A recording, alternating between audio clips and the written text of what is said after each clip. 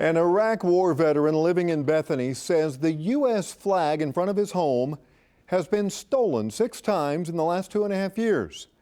Police believe they have identified the suspect, but he hasn't been arrested yet.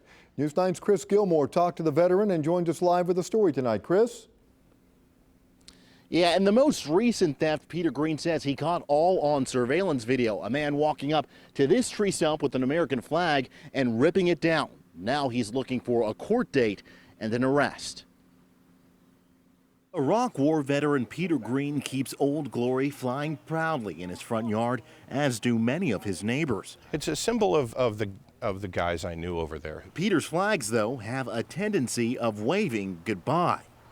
Just before 4 in the morning, Veterans Day 2015, a man can be seen walking down Northwest 26th Street in Bethany before stopping in front of the American flag on a tree stump. And he starts, yanking on it from all directions. Peter says his flag has been stolen 6 times in the past 2.5 years. The first time it happened,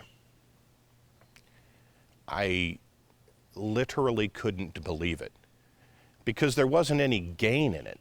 But after the 6th time, armed with the surveillance footage, Green says he was ready to go to police. Some of our officers were familiar with the individual, and I believe that's how we identified him. It was enough to write up a summons and issue a court date for the flag fiend. You know, a man should be able to fly the American flag without fear of it being stolen. Peter says he thought justice would come through the court system, but the man never showed up.